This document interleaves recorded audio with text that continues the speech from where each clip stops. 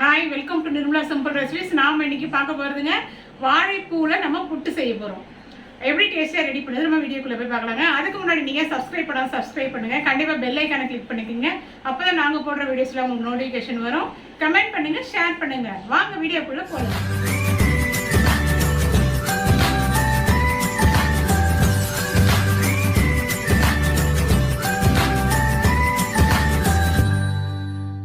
வாழைப்பூ எடுத்துக்கலாங்க. எப்படி க்ளீன் பண்ணுறது நான் உங்களுக்கு சொல்லிடுறேன்.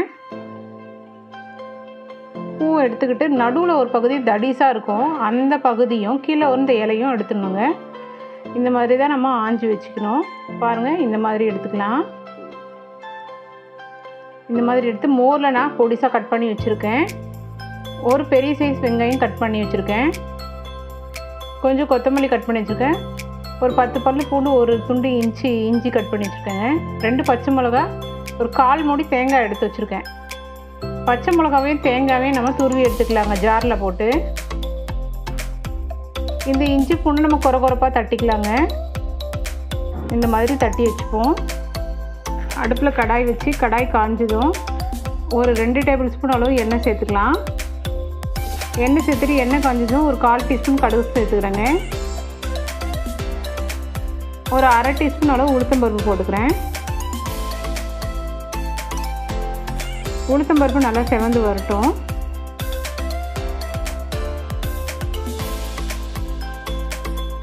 இப்போ நல்லா ரோஸ்ட் ஆகிடுச்சு. அதுக்கப்புறம் பொடியாக கட் பண்ண ஒரு வெங்காயத்தை நான் சேர்த்துக்கிறேன்.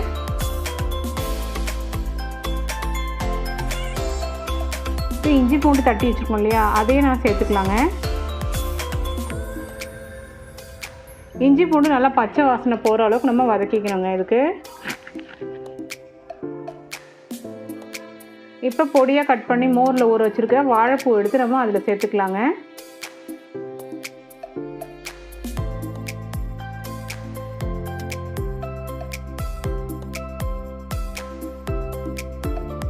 சேர்த்துட்டு நல்லா வதக்கிக்கலாம். இந்த வாழைப்பூ பார்த்திங்கன்னா குறிப்பாக பெண்களுக்கு ரொம்ப நல்லதுங்க. வாரத்துக்கு ஒரு முறையாவது நம்ம செய்யணும். மஞ்சள் பொடி சேர்த்துக்கலாம். அதோட தேவையான அளவு உப்பு சேர்த்துக்கலாங்க.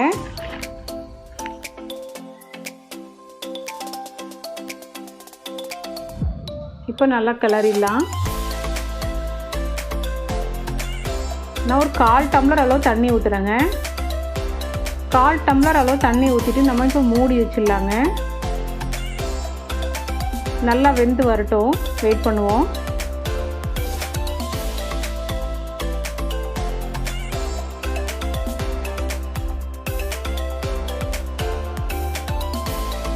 ஒரு 2 நிமிஷத்துக்கு ஒரு வாட்டி நம்ம ஓப்பன் பண்ணி கொஞ்சம் கிளறி கொடுக்கணுங்க.